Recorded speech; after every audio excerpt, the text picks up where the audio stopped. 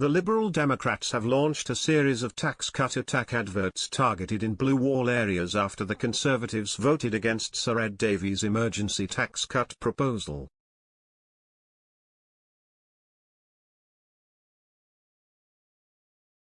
Labour and the Lib Democrats both tabled amendments to the Queen's speech, which was criticised for lacking focus on the cost of living crisis, and included measures to implement emergency tax cuts.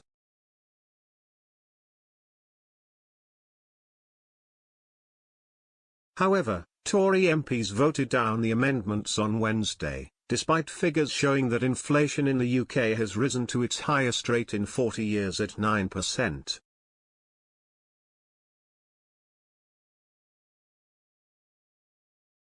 Speaking on Sky News, Liberal Democrat leader Sir Ed Davey accused the government of dithering and delaying and not doing enough after admitting he is really worried about people getting very anxious about the future.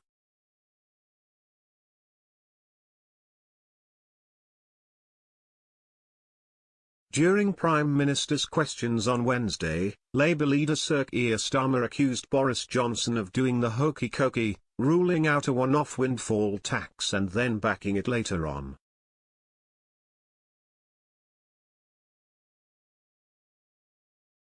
Sir Keir said, whilst he dithers, British households are slapped with an extra £53 million on their energy bills every single day.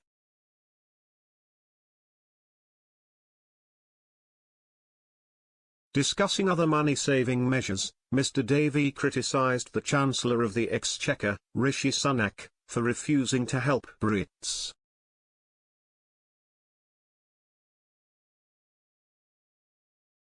He said, cutting VAT would put money straight back into people's pockets, and the Chancellor could do it at the stroke of a pen.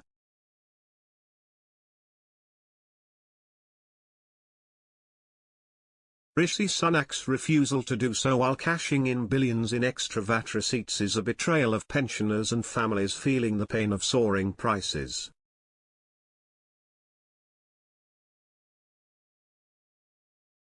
People won't forgive this government for refusing to help in their time of need.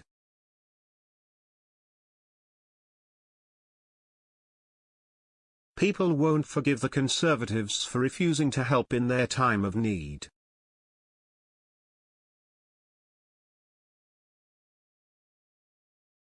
The Liberal Democrats' amendment included a provision for an emergency VAT tax cut from 20% to 17.5%.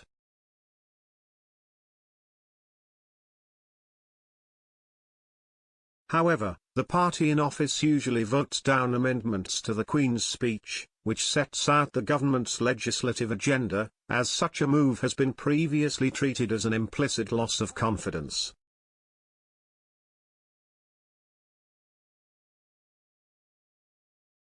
According to the Institute for Government, the last time the executive was defeated on a Queen's speech vote was when Stanley Baldwin's minority Tory government was in office back in 1924.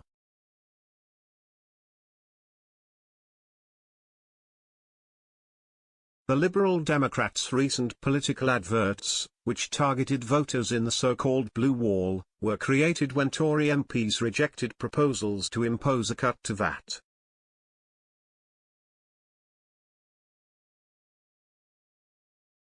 Liberal Democrat candidate for Winchester, Danny Chambers, tweeted one of the ads alerting residents that their Conservative MP, Steve Brine, voted against emergency tax cuts.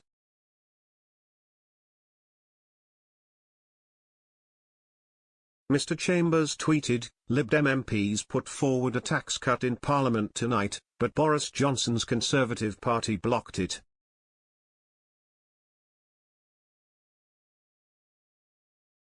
Families and pensioners in Winchester need help now.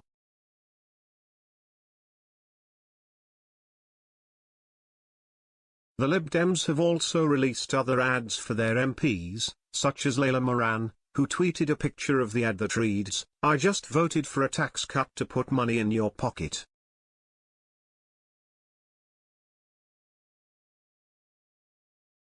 A Liberal Democrat source told Express.co.uk, Conservative MPs are looking over their shoulder at the Liberal Democrats.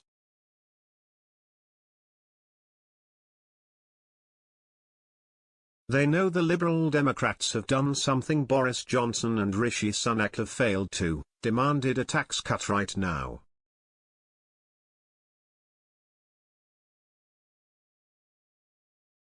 The choice in former Conservative heartlands couldn't be clearer after this week's votes in Parliament.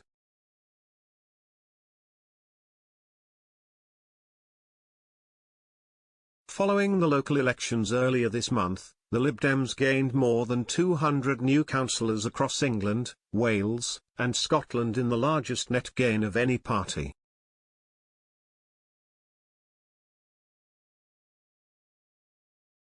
The seats were won to the demise of many Tory candidates, including in their true blue heartlands in the south of England.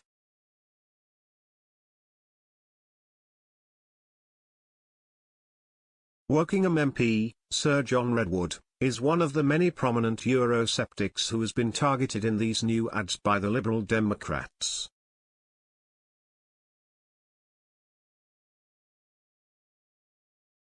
In response to the criticism, the Chief Secretary to the Treasury, Simon Clarke, said, "Far from the dire forecasts about unemployment from 2020 being realized, instead we see unemployment has fallen back to just 3.7%, below pre-pandemic levels and the lowest since 1974.